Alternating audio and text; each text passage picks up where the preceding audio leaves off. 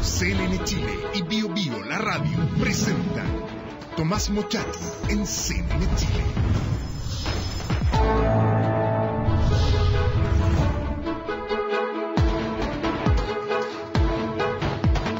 Muy buenas noches, ¿cómo está? Eligieron Pucón, mirar el lago, la tranquilidad del sur chileno, para después de no sé cuántos años darse cuenta que en realidad la alusión a la dictadura de Pinochet era mala en una declaración de principio. Entonces dicen que Renovación Nacional en este ambiente comienza a modernizarse. Le contestó a la UDI y le dijo, mira, nosotros miramos para el futuro, entonces ustedes están mirando el pasado. Así están las cosas. Todo esto en medio de la interpelación al ministro que le hizo la oposición, al ministro Nicolás Eyzaguirre por parte de Pepa, María José Hoffman. Pepa le dicen, por eso se lo digo yo. De las declaraciones de Evelyn Matei, que fue la candidata presidencial de la Alianza, en que dijo que la presidenta Bachelet es el problema. No busquen en otro, no busquen ni en Arenas ni en Eyzaguirre, es ella, y que le pide estupideces a sus ministros. La acusaron de rabia y rencor. Y con el senador de Renovación Nacional, Andrés Salamán, que ha dicho, entre otras cosas, que la alianza entre la derecha y la izquierda es una anomalía y que por lo tanto alguna vez se darán cuenta, pero al mismo tiempo dice que esta anomalía tiene como 50 años. Andrés Salamán, senador, nos acompaña esta noche. ¿Qué tal, Tomás? Hola, ¿qué tal? Oye, fin de año agitado. No, pero a ver, todo esto es una locura. O sea, es una locura. Leo algunas declaraciones. Haga lo que haga, voy a estar en la parrilla de los candidatos presidenciales. O sea, desde hace mucho tiempo. Pero no creo que haya cambiado el asunto. No creo que en la lista no creo que haya cambiado el asunto. Cuando Bachelet invita a dialogar, porque invitó de nuevo a dialogar hoy día en la ENADE, dice el clima político, llama a que todos firmen un contrato de adhesión. O sea, en realidad no hay diálogo, es un contrato de adhesión. El error de boicotear el acuerdo RNDC por el caso de la reforma, porque viene la reforma electoral, nos va a costar caro, o sea, vienen penas del infierno a la oposición. ¿Quién es el jefe de la oposición, Andrés, entre paréntesis? ¿Ahí tiene jefe la oposición?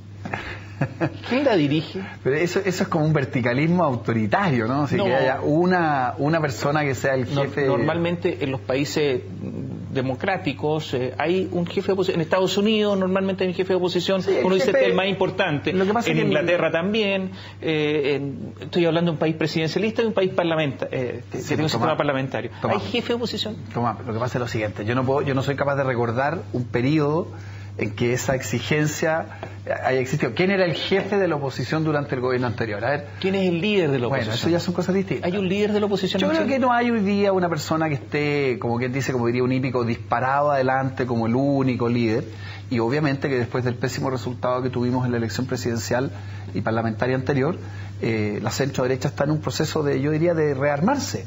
Creo que el primer año después de que uno recibe una paliza electoral, como fue la que tuvimos el año pasado, es un año difícil, es un año complejo, y yo diría que las piezas los engranajes recién están empezando a rodar dentro de un esquema, que yo creo que es lo que verdaderamente importa, que tiene aspectos más al debe que en positivo. Esto es como caída libre. Yo me acuerdo el año pasado, por ejemplo, cuando usted, Andrés, tuvo que renunciar a la candidatura, cuando impusieron a Evelyn Matei, ¿se acuerda? Después de la renuncia de Pablo Longueira. Sí, pero esa es historia antigua. No, es la historia del año pasado. A ver, si no es antigua, es el año pasado. No podemos nosotros no tener memoria. Es ahora. Y esto caía libre, porque todos estos son actos políticos, uno tras otro malo, y después viene la derrota, y yo no veo que haya habido un análisis de por qué perdieron el gobierno, por ejemplo. Bueno, pero a ver... Entonces, está bien, la derrota, yo me pregunto quién está liderando. ¿Hay algún líder en la oposición? Le vuelvo a decir, nosotros estamos en una etapa, yo diría de verdad, de reacomodo, de reorganización. Claro, usted me pone el dedo en la llaga. Yo cuando digo voy a dar vuelta a la hoja, es porque tengo muy claro, ¿no? Así que las cosas las podríamos haber hecho políticamente en forma muy distinta, y no tengo duda que las decisiones que se tomaron en materia electoral fueron muy negativas. Yo en el librito que presenté hoy día, una conversación... Bajo fuego cruzado. Exactamente. Yo hago ver que durante el gobierno anterior tuvimos un gran problema, que era un déficit político. Pero yo quiero retomar un poco más la cosa, si te parece, hacia el presente. ¿Qué es lo que está hoy día en caída libre? ¿Dónde tenemos los verdaderos problemas? Yo lo que veo es un frenazo en la economía absolutamente acentuado. Esto ya no es que sea una desaceleración. Tenemos una situación compleja, crecimiento muy a la baja, inversión pero por los suelos, productividad en aumento cero, inflación apareciéndose, tenemos un escenario económico malo. Y creo que también hemos ido configurando un escenario político también muy malo. Lo de ayer en el Congreso fue verdaderamente una interpelación de barras bravas. Tomás, yo un ratito antes de que partiera esta interpelación, recibí una delegación de gente de una de las comunas que yo represento en Santiago Poniente, y el ambiente que había afuera del Congreso era efectivamente un ambiente de barras bravas, de clásico del fútbol. Entonces, yo no creo que eso esté bien, no creo ni que lo económico esté bien, ni creo que el clima político esté bien. ¿Fue partidario la interpelación? A ver, yo digo lo siguiente, yo soy partidario que la oposición ejerza sus derechos. La interpelación es un mecanismo que, si se utiliza bien, es adecuado, y por supuesto yo no voy a entrar en la polémica de quién ganó o quién perdió. ¿Pero se utilizó bien? Yo creo que se podría haber utilizado de mejor manera. Creo que el clima, es que quiero ser franco, el clima fue muy inadecuado. ¿Cómo se elige al interpelador? Eso no sé cómo lo... Es que hago esta pregunta porque si el ministro Izaguirre, yo diría que es el principal ministro en cuanto a que es la principal reforma, ¿no es cierto? Esa es. Me imagino que se elegirá con pinzas al interpelador, porque no... Tomás, levanto los brazos. ¿Pero cómo no van a saber? No, por una razón muy simple, porque eso es una atribución que ejercen las bancadas de diputados. Pero, está bien, pero ustedes conversan. Pero yo creo que en general ese no es el problema. Para mí, ¿no es el problema quien interpela? No, yo creo que no, creo que ese no es el problema. Para mí, ¿cuál es el gran resultado que yo veo en la interpelación, dejando la cosa chica, esto de las barras bravas? Estamos frente a una reforma educacional que yo lo he dicho, que se va a votar, Tomás, a matacaballo. Esta reforma se va a legislar a matacaballo con tiempos totalmente impropios. La pregunta central de la interpelación de ayer fue una sola, porque esta reforma es el fin del lucro, ¿no es así? Entonces la interpeladora le pregunta al ministro y le dice, mire ministro, el proyecto de reforma educacional tiene un eje que es el fin del lucro. Dígame, ¿cuánto es el lucro en el sistema educacional? Y el ministro dice, mire, la verdad que no sé. No tengo la información, no tengo los antecedentes, y hace una cosa, Tomás, que en materia de una persona buena para los números, dice, mire, es algo así como entre 300 y 600 millones de dólares.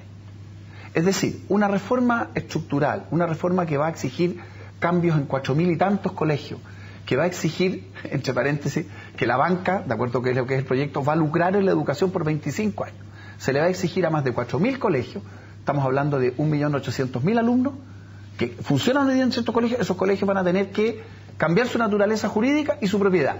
¿Y sabe por qué? Porque el lucro es malo. Se le preguntan al ministro y le dicen, ¿cuánto es el lucro? No, fíjese que no sé. Andrés, ¿el problema es de quién? ¿Es del ministro? ¿Es de la presidenta Bachelet? Hago esta pregunta porque Evelyn Matei dijo hace algunos días que el problema es la presidenta. Que ahí está el problema, que ella es la que pide estupideces. La estoy citando. Sí, yo me aparto... ¿De quién es el problema? Mire, yo me aparto absolutamente, por cierto, de ese lenguaje de descalificación. Yo efectivamente creo que los grandes responsables en los gobiernos son los presidentes. Y los presidentes son los que tienen, por así decirlo, el aplauso de las cosas que andan bien y tienen que asumir la responsabilidad por las cosas que andan mal. En esta reforma educacional mal pensada, ideologizada, sin los antecedentes arriba de la mesa, sin duda que la principal impulsora es la Presidenta de la República. Y además, le quiero decir otra cosa, yo no había visto en tantos años que llevo en esto nunca, que un presidente se metiera en la tramitación legislativa y dijera, mire, quiero que eso me lo voten tal día. La inspiración de esta reforma educacional, vuelvo a decir, equivocada, ideologizada, sin los antecedentes arriba de la mesa, no tengo duda, es de la Presidenta de la República. Y creo que además el ministro Izaguirre ha tenido que lidiar con... Yo siempre digo, le pasaron gato por liebre. A él le dijeron, mire, esta es una reforma tremendamente popular, no es así. Y le dijeron, mire, no se preocupe, aquí hay un conjunto de equipos técnicos que tienen todo estudiado. Cero. Pero, a ver, da la impresión que cambió la estrategia de la oposición. ¿En qué sentido? Hubo una época en que Bachelet, muy popular, muy querida, sigue siendo popular y sigue siendo querida, pero a lo mejor un poco menos. Las encuestas dicen eso. Entonces, no había que atacar a Bachelet.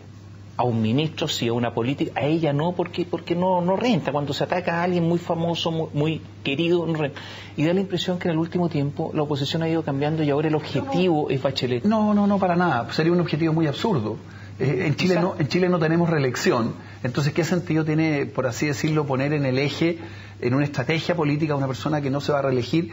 Y esto, pues, Tomás, ya lo vimos en la elección anterior. En el sentido que cuando la presidenta Bachelet trató de traspasar su respaldo, en ese entonces al candidato Frey, eso no funcionó.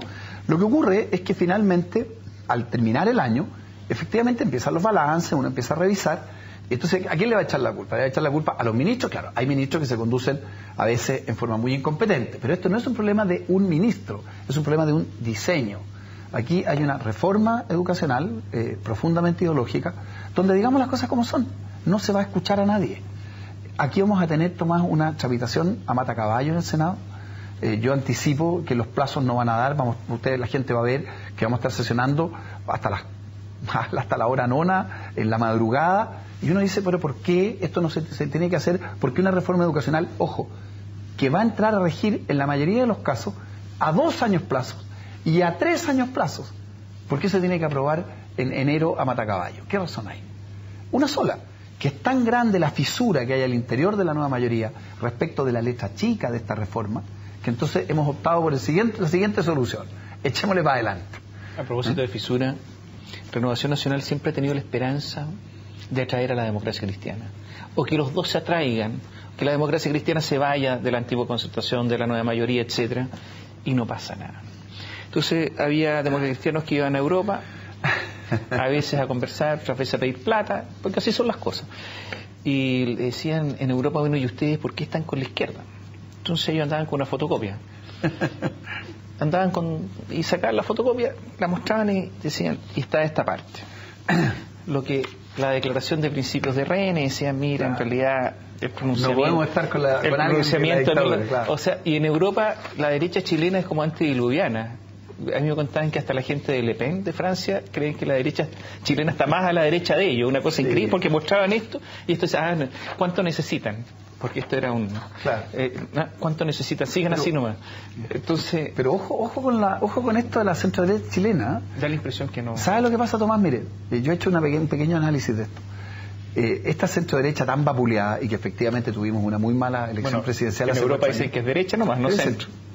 Pero es que tiene el 40% de los votos desde el año 1990.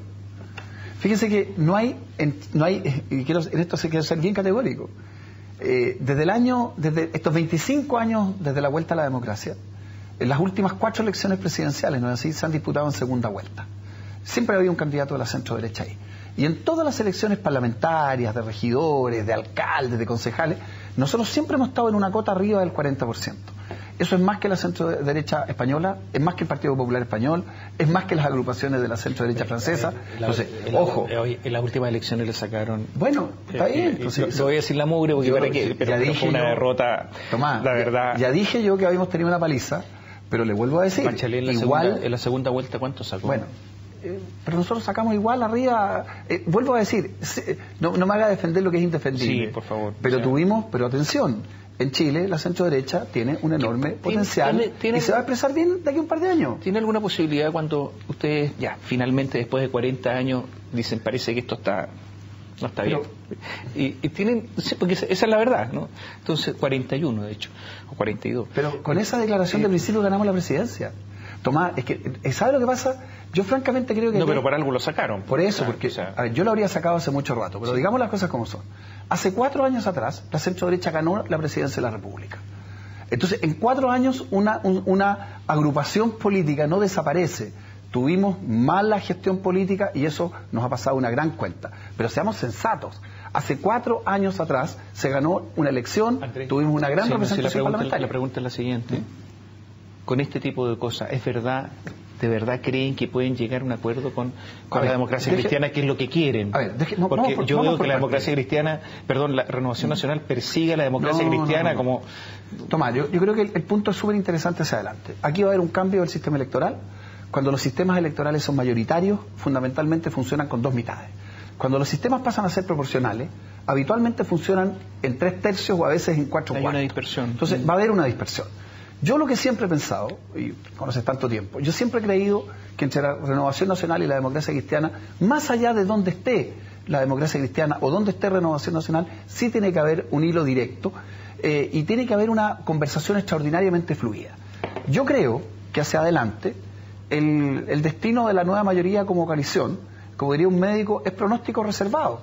Yo no estoy convencido que la democracia cristiana vaya a seguir en un gobierno que le está yendo tan mal, tironeado hacia la izquierda y empujada hacia una primaria donde el ganador es cualquiera menos el candidato demócrata cristiano.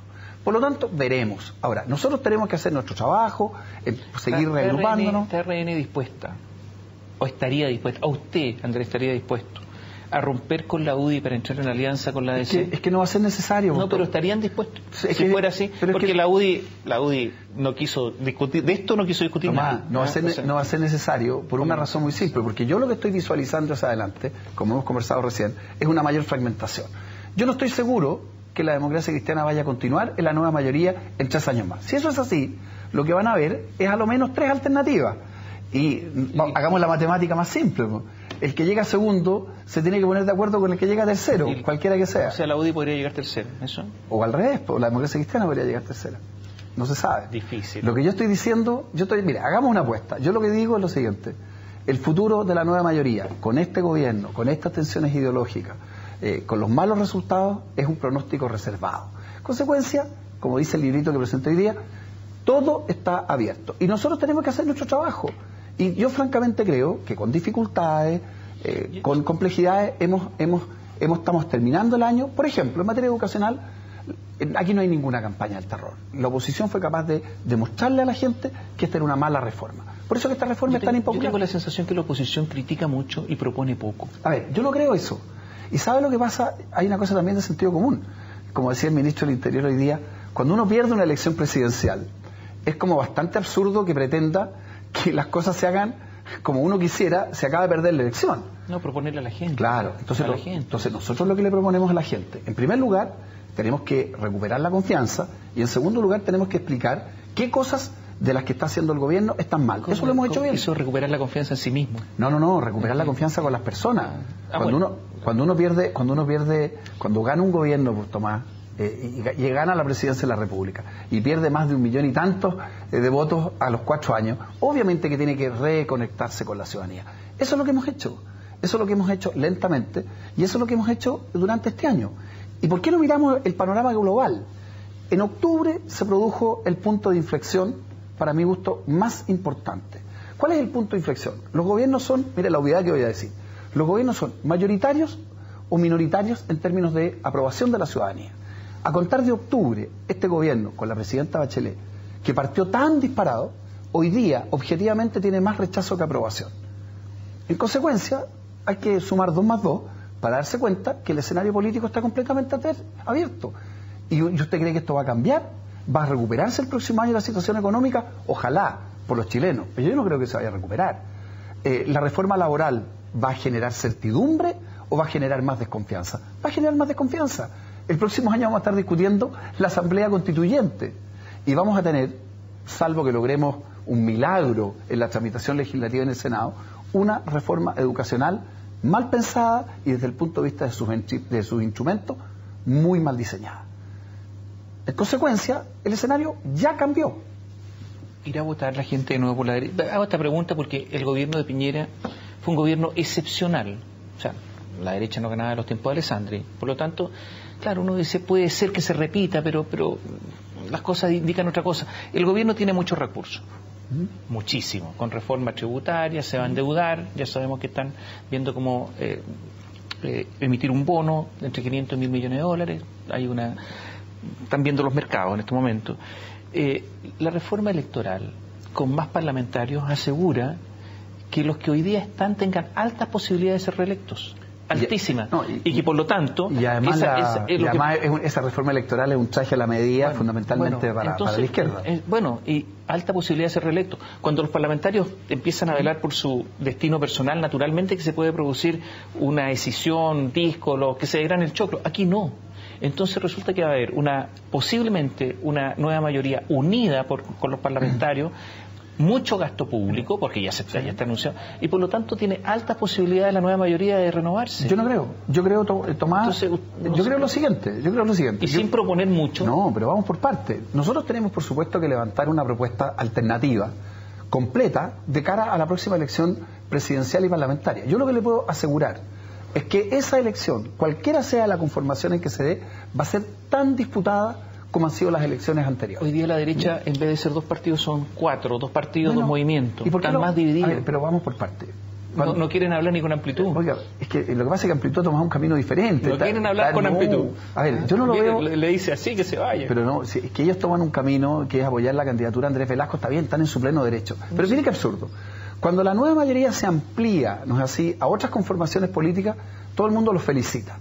A mí no me complica que esté Evópolis, y si Amplitud finalmente quiere estar con Velasco, está muy bien, si quiere estar con nosotros, estará muy bien. Lo que yo creo es una cosa distinta, mucho más de fondo. Esta opción, a ver, yo lo que siento, Tomás, es lo siguiente. El gobierno de la nueva mayoría, en 8 meses, se ha descapitalizado políticamente de manera abrupta. Usted lo decía hace un rato, caída libre. ¿Caída libre de quién? Caída libre de la economía, caída libre del clima político. Entonces, sin duda que el espacio está completamente abierto para que se genere una alternativa de reemplazo. ¿Existe hoy día? Por supuesto que no. ¿Es necesario tenerla al primer año de un gobierno de 4? Tampoco es así. Por lo tanto, las cosas tienen su tiempo, las cosas tienen su secuencia. Y yo francamente creo que ¿Planea sobre la derecha Sebastián Piñera? Es una de las cartas sin duda muy fuerte. Todos los ¿Han conversado ustedes o no? Yo no he hablado con él ¿No hablan hace tiempo? Hace tiempo, pero mire... ¿Siguen peleados? No, pues esto no es una cosa personal, hay diferencias. No, pero es increíble que no hablen. Hay diferencias, ¿por qué? Hay diferencias políticas, el presidente Piñera tiene su agenda, yo tengo la mía. Pero mire, por ejemplo, todos los expresidentes son cartas potentes. Son agendas no coincidentes, ¿no? Bueno, pero serán más o menos coincidentes más adelante, ¿qué le importa eso? Lo importante es lo que se está haciendo. Yo me he desempeñado este año con mi máximo esfuerzo como senador en los temas de la reforma tributaria, en los temas de educación, y estamos haciendo un trabajo que yo creo que nos va a rendir porque va a empezar a sintonizar con la gente. Y a mí no me importa, Tomás, reconocer que tenemos que reconectarnos. La sintonía con el electorado que nos llevó a la moneda hace 5 años atrás se perdió durante el gobierno anterior.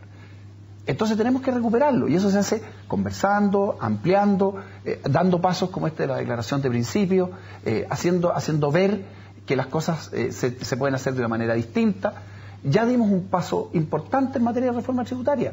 Si la reforma tributaria se hubiera aprobado en el Senado, como salió de la Cámara, la verdad es que la economía chilena no habría tenido posibilidad alguna, desde mi punto de vista, de recuperación en el mediano plazo.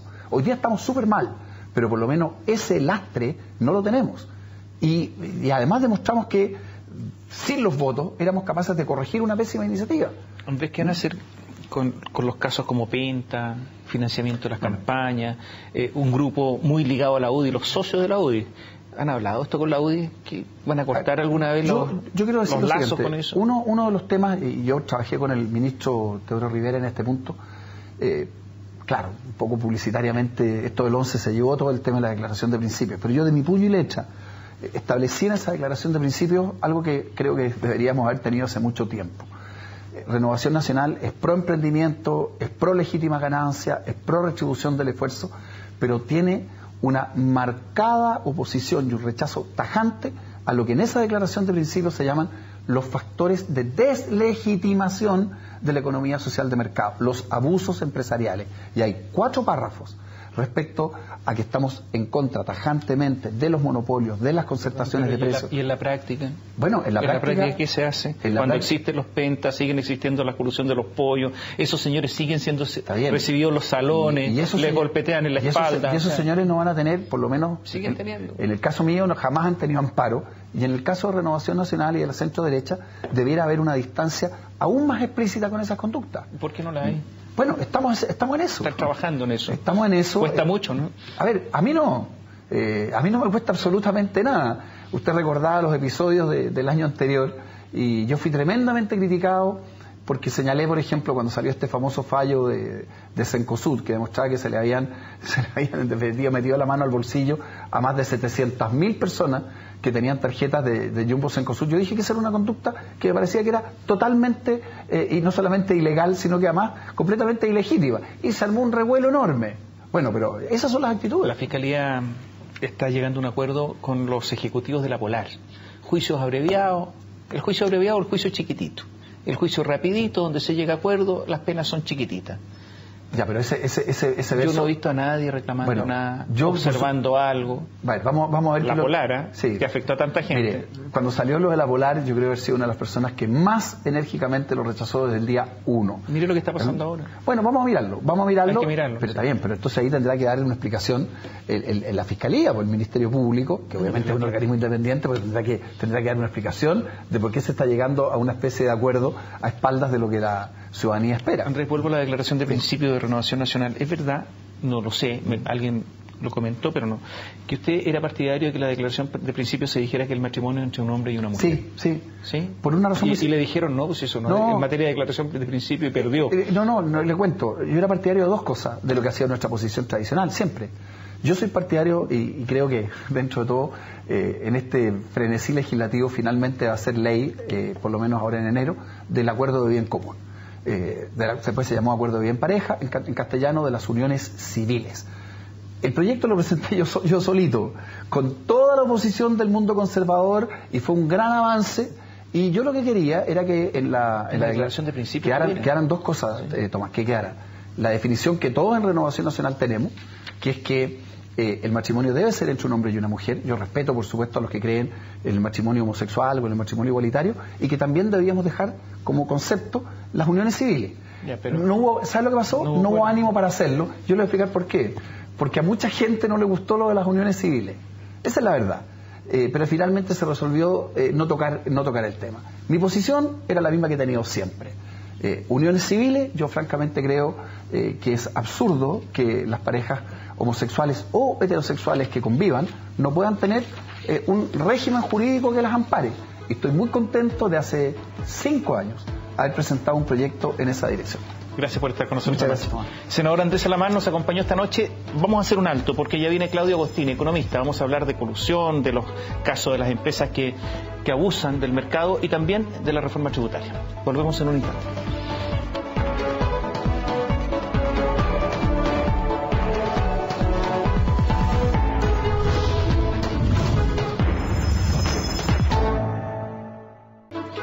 Claudio Agostini es economista, es doctor en economía de la Universidad de Michigan, es experto tributario, sabe de colusiones, de barreras de entrada, porque ha asesorado a la Fiscalía Nacional Económica, libre competencia, digamos, para que usted entienda.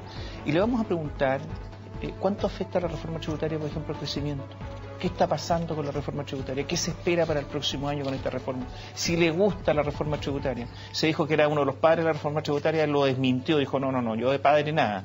Me interesa el asunto, pero de padre no. ¿Y cuánto está afectando la colusión? Hoy día fue el ENADE y algunos empresarios hablaban de que había que pedir disculpas, excusas por los casos de empresarios que se coluden afectando a los consumidores. Claudio Agostini nos acompaña esta noche. ¿Cómo estás, Claudio? ¿Qué tal? Muchas gracias por la invitación.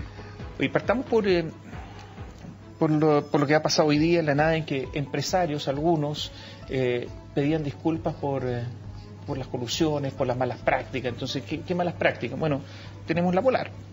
Los títulos de la Polar han bajado desde los tiempos buenos en un 96%, o sea, no vale nada. La Polar es una porquería, digamos. Todo lo que además la actual administración dijo que iba a funcionar no ha funcionado, me refiero a César Barro, nada. Después está lo que pasó con contratando a la señora, haciendo de todo, grupos empresariales que realmente están rompiendo con las reglas. Sabemos lo que ha pasado con los pollos, donde hubo varios sancionados, lo que ha pasado con las farmacias. ¿Qué está pasando? ¿Qué pasa con el sector empresarial? Hoy día los empresarios estaban a toda voz en ENADE. ¿Qué pasa con el sector empresarial chileno? ¿Colusión? ¿Barreras de ingreso? ¿Hay competencia? ¿No hay competencia? Yo creo que se ha ido tomando conciencia de a poco de la importancia de la libre competencia y de que es una especie de bien, ¿no es cierto?, superior que hay que cuidar. Y también yo creo que de a poco, pero muy de a poco, se ha ido tomando conciencia de la existencia de muchas prácticas anticompetitivas en Chile que por muchos años fueron consideradas prácticas comerciales. Si uno mira algunas de las primeras sanciones más fuertes del Tribunal de Libre Competencia, antes que estas de colusión que han generado escándalo ahora, estuvo el caso de la guerra del plasma, ¿no es cierto? Y en ese caso, a mí, de lo que más me llamó la atención en ese caso, cuando uno leía las declaraciones de los ejecutivos que estaban involucrados, muchos decían, pero esto es una práctica comercial, esto es normal, así se han hecho siempre las cosas, ¿qué tiene de malo? ¿No es cierto? Ese era el discurso, y de hecho, uno cree que era tan natural que están dispuestos a ir a decirlo delante de un juez, ¿no es cierto? Y eso es algo que hoy día sería impensable. Entonces, sin duda, había muchas prácticas de las cuales yo creo que no había ni siquiera conciencia de cómo afectaban la libre competencia. Yo creo que hemos avanzado en tener conciencia, que es una dimensión. Lo otro, yo creo que varios de estos fallos han ido mostrando cosas que antes no sabíamos y no veíamos porque era muy difícil verlas. El mejor ejemplo son las atribuciones de la Fiscalía, que nombrabas a la Fiscalía Nacional Económica. En la mayoría de los países desarrollados, el equivalente a la Fiscalía Nacional Económica, el Departamento de Justicia en Estados Unidos, desde hace décadas tiene atribuciones para grabar tus conversaciones, para entrar a tu oficina o a tu casa y requisar tu computador, requisar tus papeles y ver si hay práctica anticompetitiva o no. En Chile, esas atribuciones existen recién desde el año 2009. Recién desde el año 2009, o sea, hace 5 años que la Fiscalía Nacional Económica tiene atribuciones para poder hacer lo que le corresponde hacer. Y el resultado que hemos visto, yo creo, producto de esas nuevas atribuciones, es que hemos empezado a ver más casos, ¿no es cierto? Pero eso es como la visión inocente del asunto. No nos habíamos dado cuenta, no sabíamos, era difícil verla, es la visión inocente. Podemos haber otros... ¿Sí? que podemos tener una visión un poco más más de sospecha. Por ejemplo, que el sistema se organizó así, que cuando Chile cambió su sistema económico en 1974 y se dictó además un decreto ley del 211 en materia de libre competencia, pero se organizó un sistema para que no se persiguieran estos delitos que son de cuello corbata. Algunos de estos delitos son los llamados de cuello corbata, hay otros, que se organizó para que un grupo de empresarios se apropiara de todo, y para eso justamente no tenía que haber fiscalización ni autoridades, que se organizó para que no hubiera, para que fuera difícil verlo, sí, está bien, para que no hubiera conciencia, cuando en otros países existía hace décadas todo esto. Entonces vamos a establecer un sistema de libre mercado, el mercado del mejor asignador de recursos, se nos dijo a todos, ¿no? Y la otra parte no se hizo, sabiendo que existían, pues los economistas sabían que existían. Entonces, a lo mejor esto fue planificado para beneficiar a algunos, porque ¿cómo tanta inocencia? O sea, no lo sé, ni me corresponde juzgar intenciones, ni tampoco conocemos los detalles. Porque eran todos tipos grandes, pues si no eran niños, ¿no? Del punto de vista de lo que importa, sin duda que tuvimos por muchos años un sistema de protección de la libre competencia muy débil, ¿no es cierto? O sea, las antiguas comisiones antimonopolio, la resolutiva y la preventiva, eran comisiones que funcionaban con voluntarios, pues no eran pagados. Se elegía por sorteo a decanos de escuelas de economía y escuelas de derecho, y le dedicaban unas pocas horas al mes. Que además no sabían del tema muchas veces. Muchos no sabían del tema, efectivamente, y sin atribuciones, ¿no es cierto? Y es cierto que en ese sentido había una debilidad institucional grande desde el punto de vista de proteger la libre competencia. Son los hechos, que es lo que prefiero mirar, más que juzgar intenciones. Y yo creo que hemos avanzado mucho. Ojalá hubiéramos avanzado antes, por supuesto, muchas de estas cosas existen en otros países hace mucho tiempo. O sea, un buen ejemplo también es el mecanismo de delación compensada para colusión. Es un mecanismo que se diseñó en Estados Unidos por primera vez y existe desde 1978 en Estados Unidos. Y nosotros lo tenemos desde el 2009. Está bien, hemos llegado tarde a varias de estas cosas. Lo que yo quería decir en el sentido de no sabemos, más que inocente o no inocente, es mucho más práctico. Si la Fiscalía quería investigar y detectar una colusión antes del 2009, no tenía herramientas para hacerlo, no tenía derecho a grabar una conversación, no tenía derecho a requisar computadores. Entonces, en ese sentido, no había cómo saber. Claro, más allá de intención. El problema es que la concentración en el país ya se produjo. Está bien, ahora hay posibilidad. De hecho, puede haber colusión porque hay pocos. es más difícil que haya colusión cuando haya muchos actores en el mercado. Entonces, habiendo poco, es más fácil ponerse de acuerdo. Entonces, esta colusión es como consecuencia, en muchos casos, de que ya el mercado se concentró. Cuando el mercado está concentrado, las barreras de ingresos son enormes. Ya está concentrado, ya se produjo esto. Entonces, claro, se está buscando la colusión cuando se ponen de acuerdo, pero la asignación de recursos, como se dice, y todo eso, ya está complicada. O sea, yo me parece relevante separar lo que tú planteas en dos planos. Son ¿no dos cosas distintas, sí, lo entiendo, pero incluso dentro de eso, un plano hay muchos espacios todavía donde podría haber más competencia, donde la ley lo impide. Que para mí eso es el caso peor, o sea, está como problema antes del que tú planteas. ¿Por qué? Porque hoy día ni el tribunal ni la fiscalía puede hacer nada cuando la ley dice ustedes tienen derecho a no competir. Y estamos llenos de ejemplos, déjame darte algunos. Un ejemplo es el cabotaje marítimo y el cabotaje aéreo en Chile. ¿Qué quiere decir esto? El cabotaje, el transporte de carga y transporte de pasajeros, está permitido dentro del país solo para empresas chilenas. Lo dice la ley. Entonces, por ejemplo, un avión extranjero, American Airlines, que vuela de Miami a Santiago, tiene el avión parado todo el día aquí y después vuela de vuelta a Estados Unidos. Uno se pregunta, ¿no sería razonable que en vez de tener el avión parado todo el día, un avión grande, no sirve para ir a Concepción, pero podría perfectamente ir a Punta Arenas o Isla de Pascua en el día y alcanza? Y es más rentable eso que tenerlo parado. No puede. ¿Por qué? Porque esto está reservado para líneas aéreas domésticas. En el cabotaje igual, un barco grande puede llegar con mucha carga, la deja por ejemplo en Valparaíso y de ahí podría llevar carga de Valparaíso a Iquique y después seguir de vuelta a sus países. No puede, tiene que irse vacío de Valparaíso a Iquique y en Iquique volver a tomar carga y seguir. Y eso protege de la competencia a los navieros nacionales y eso es por ley y no hemos sido capaces de modificarlo. Y ahí el tribunal está fuera de su pero hay otros casos, por atribución. ejemplo, todos los informes internacionales dicen que la banca chilena está concentrada. Súper concentrada, lo dicen. No, estoy de acuerdo, por eso que yo creo que es relevante ir por plano. Resulta que ahora están autorizando fusión de bancos. Yo de verdad no se entiende nada, yo por lo menos no lo entiendo. Todos los informes dicen una cosa, la autoridad resuelve otra. Les impone algunas condiciones, pero ahí están.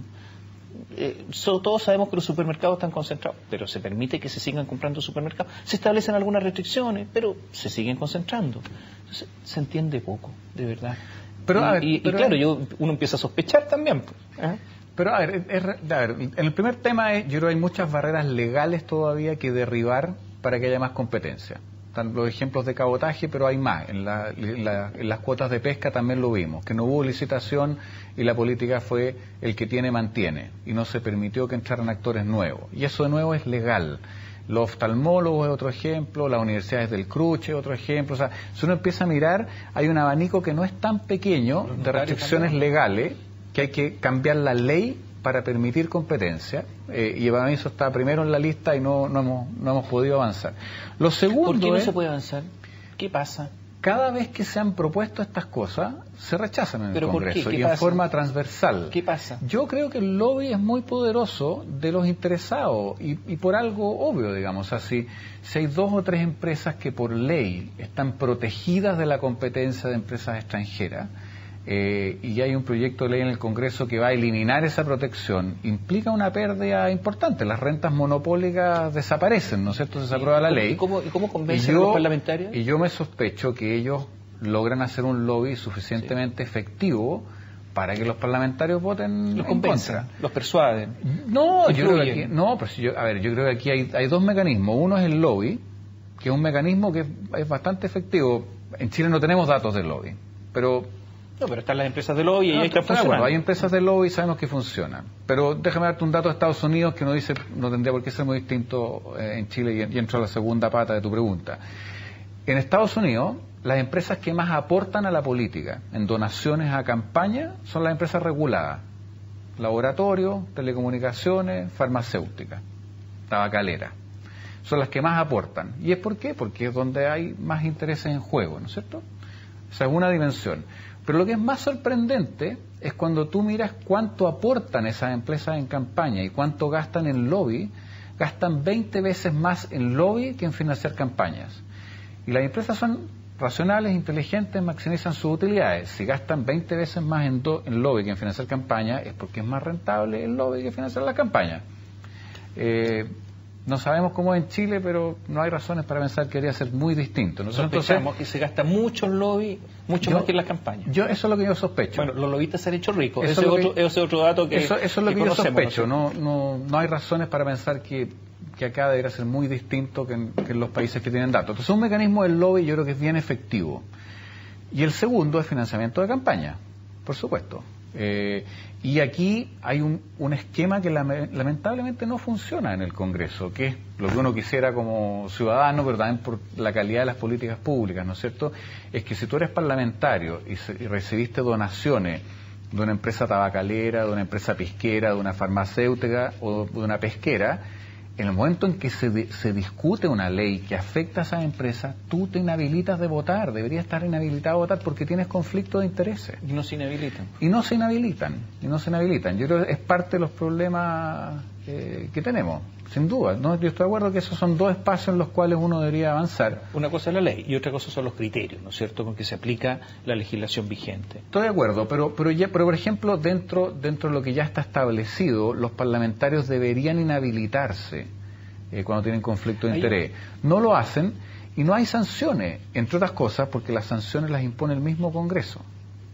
Hay un problema ético, porque al final está bien la ley, pero el deber ser, pero hay un problema ético por medio. O sea, yo cuando leo la entrevista a Gonzalo Vial después de la colusión del caso Pollo, en que dice que prácticamente que aquí no hay nada, porque no reconoce nada, cuando veo lo que ha pasado en el caso Cascada, donde al parecer se han cometido una enorme cantidad de delitos, lo que pasó en el caso en el caso La Polar, donde curiosamente una serie de ejecutivos están llegando a acuerdos con la Fiscalía para juicios abreviados y penas chiquititas, 2 años, no van nunca a la cárcel, cositas chicas, menores.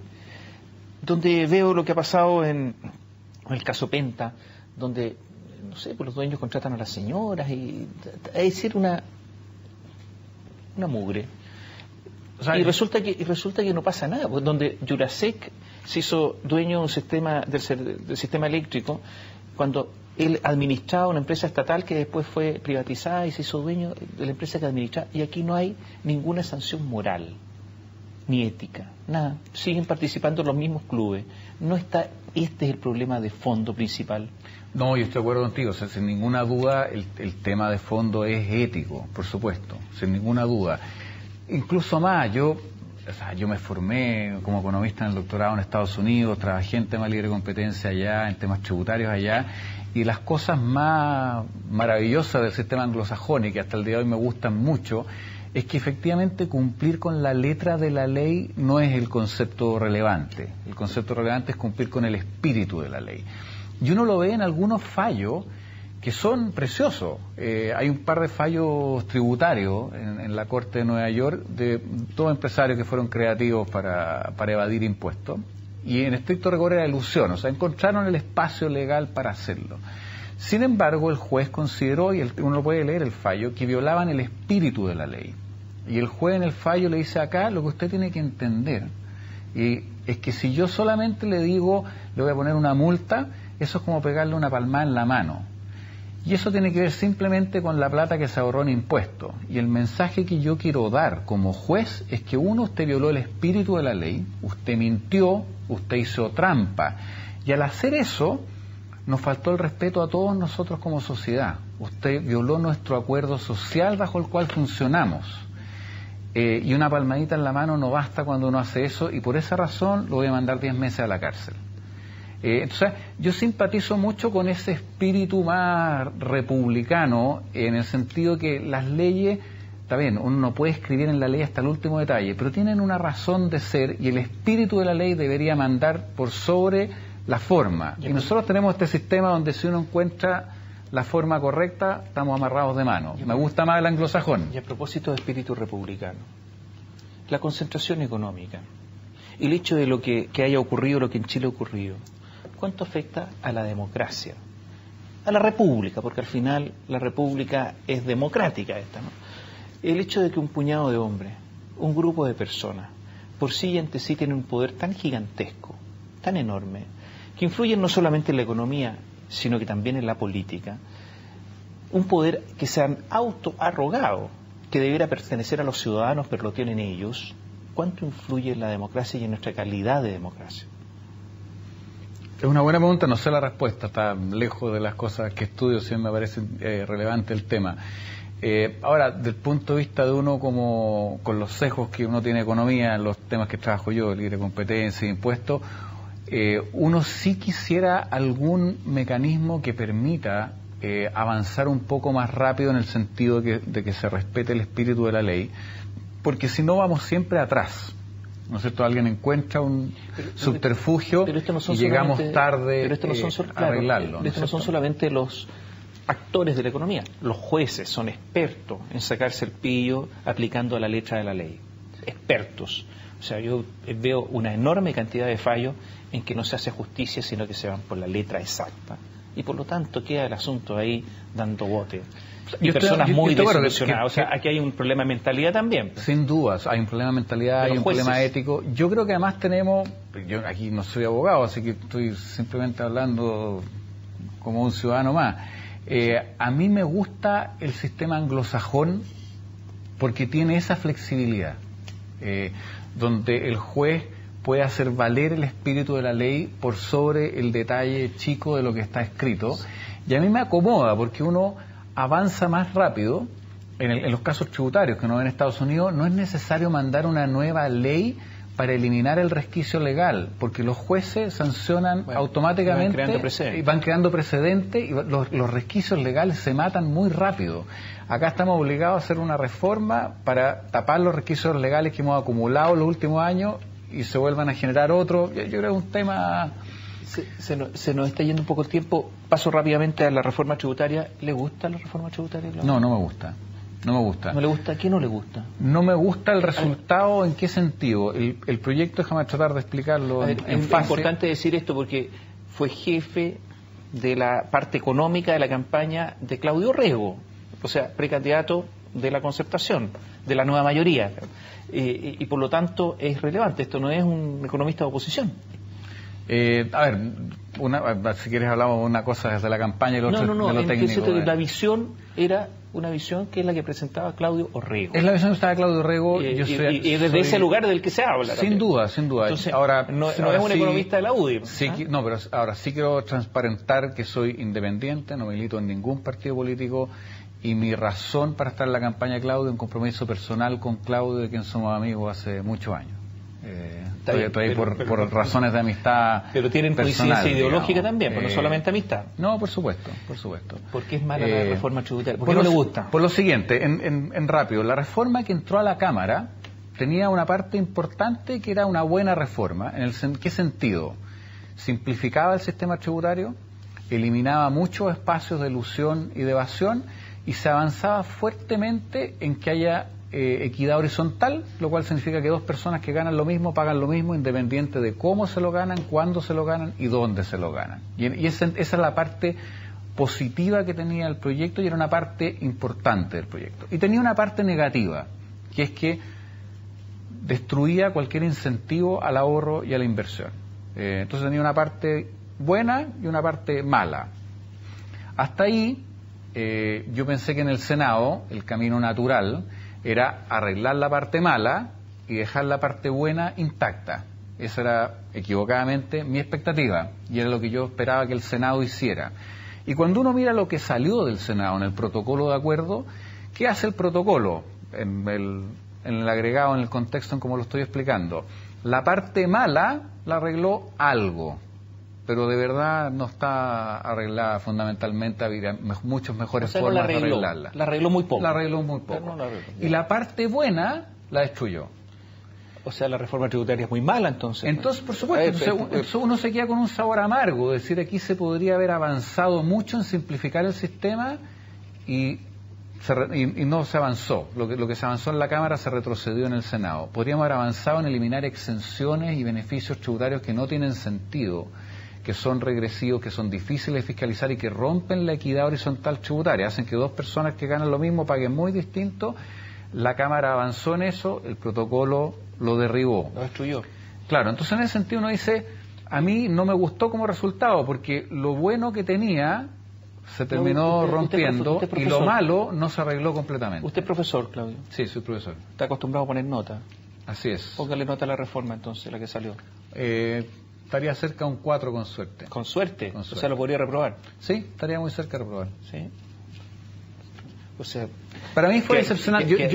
¿Sabe lo que pasa? A ver, en materia de inversión, se dice que la inversión ha caído mucho y por lo tanto la inversión es fundamental para que el país crezca. Con esta reforma tributaria, ¿qué va a pasar con la inversión? A ver, no hago proyecciones, no creo en las proyecciones. Está bien, pero esta reforma tiene serios límites en sus incentivos a la inversión. Por lo tanto, ¿es una reforma que limita el crecimiento? Yo creo que en algunos aspectos sí. En algunos aspectos sí. Es difícil saber la magnitud. No, de verdad, no tenemos cómo saber la magnitud. Cualquier persona que venga con un número lo ha hecho en una planilla Excel inventado, porque no tenemos los datos para poder hacer ese cálculo. Está diciendo cosas difíciles para los economistas, porque los economistas lo único que hacen es andar proyectando cosas. Yo no creo en las proyecciones de los economistas, no creo. No hay ninguna herramienta en la profesión que permita tener bolita de cristal. Entonces no es el área de la economía en la que me acomoda. Ahora, pero el punto de vista del diseño de la reforma tributaria, efectivamente tiene limitaciones a la inversión y había mecanismos probados en otros países que se podrían haber implementado que eran mejores. Y en la contraparte negativa es que al mismo tiempo abrió nuevos espacios de ilusión. ¿Es mejor estar con reforma tributaria a estar sin reforma tributaria? Es difícil esa pregunta, porque sin reforma tributaria, por lo siguiente, porque sin reforma, a mí no me gustó la reforma tributaria, creo que tiene muchos errores, el sistema es más complejo, con mecanismos de ilusión importantes, pero hay otras áreas en las que se avanzó, entonces es difícil. Pero, ¿qué es lo que me parecería a mí más preocupante de no haber tenido reforma tributaria?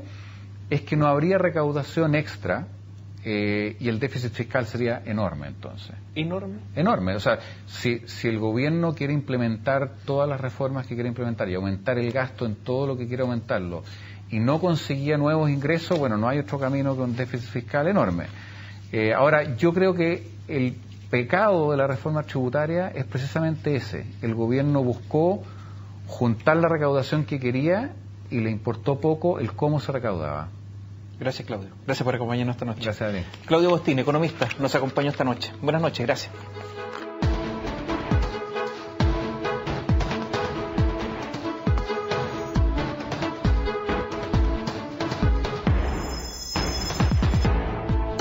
CNN Chile y Bio Bio, la radio, presentaron Tomás Mochati en CNN Chile.